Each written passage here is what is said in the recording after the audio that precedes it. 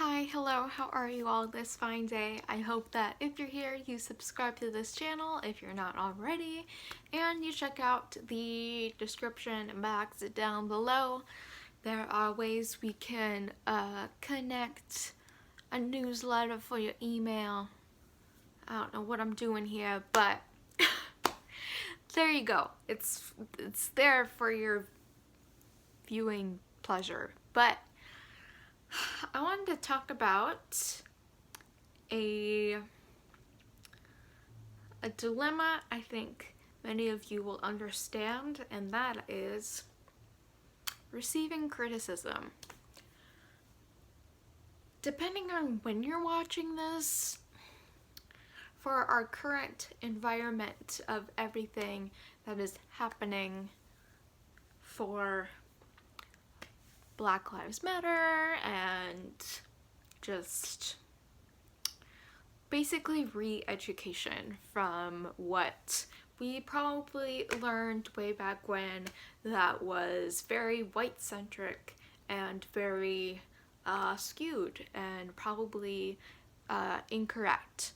So from that, being that, I am white and there is so much that I don't know, and there's no way I can claim to be an expert in anything when it comes to anti-racism.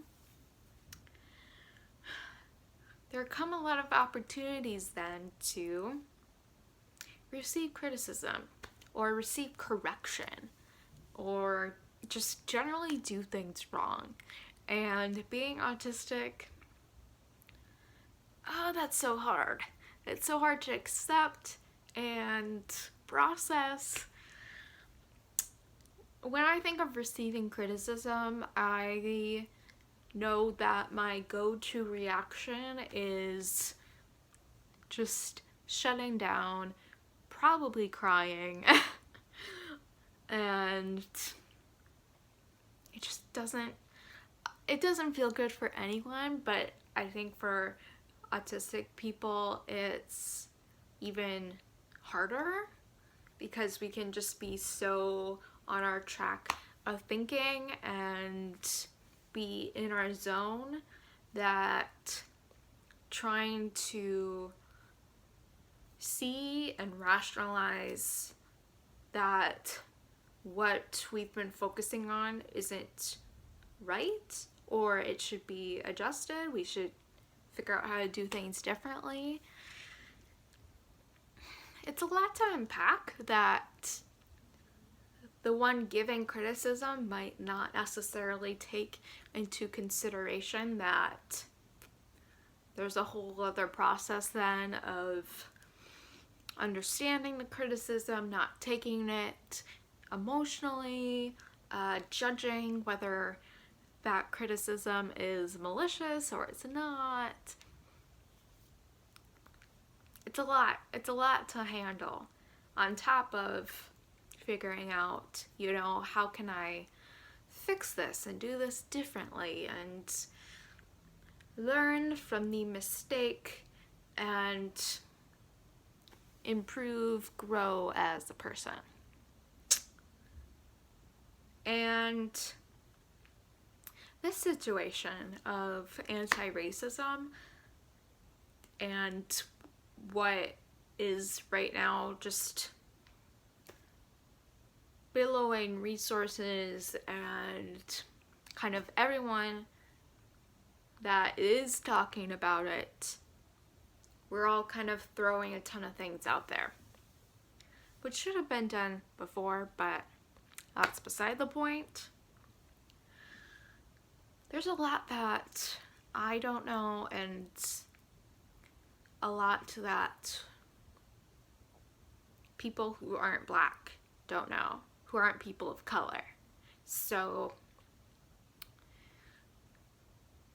spending all this time that we have when we were pretending that we were right, that's a collective thing that we need to grapple with. But on the individual note, I find that I'm handling this differently when it comes to potential criticism and correction, and already I've made mistakes in what I've been doing and thinking it was helpful, but it really wasn't.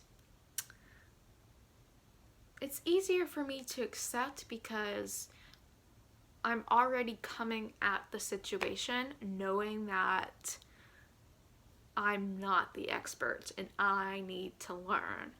And much of that learning is coming from trying and listening and then doing better, which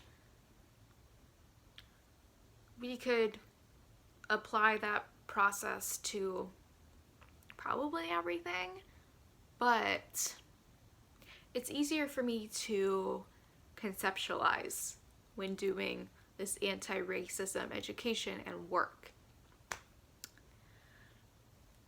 So when we think about taking that process to other aspects of your life, my life,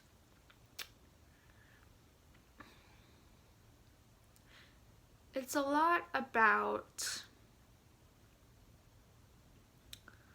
accepting that we are all teachers and students at the same time. We will mentor others and we will receive mentoring back, regardless of how much of an expert you might think you are. Especially when it comes to like special interests and things that we've spent so much time delving into and learning about, and then at some point hitting like a brick wall because, oh my gosh, things have changed. What? Change is hard. It's hard to deal with.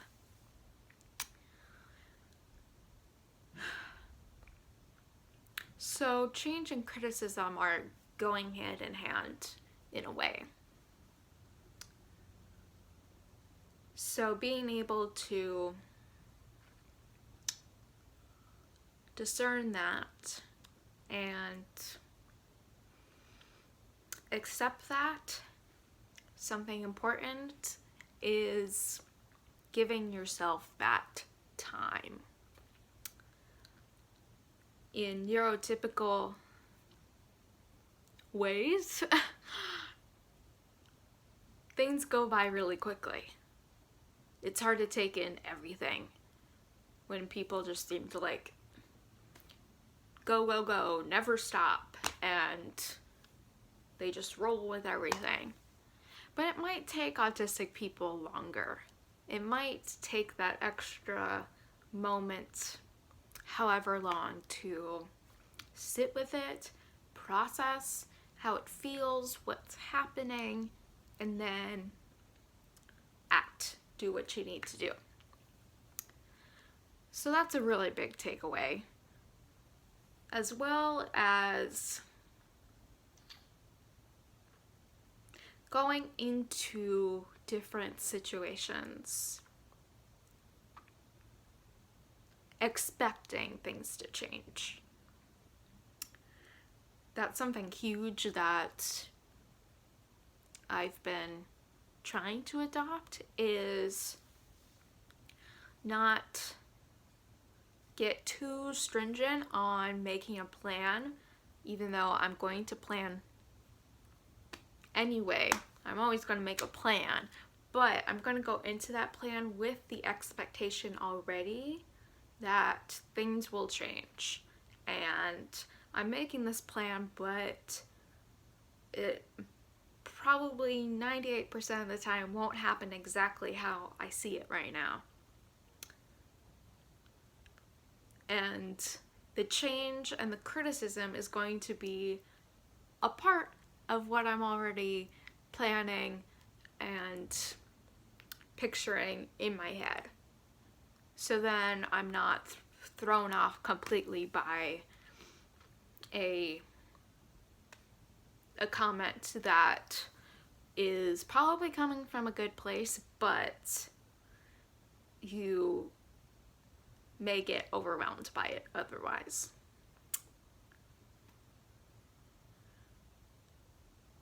With those main points and those kind of take away what I've been learning so that hopefully you can learn too. If there's anything that I've missed that you find really helpful for change and criticism, leave it in the comments below. We could start a conversation. It always helps to connect with other people that get it, that understand. With that, I'm going to leave you there. Thank you so much for taking the time to watch this, and if you haven't already, subscribe. And I'm gonna see you all next time. So many blessings to you.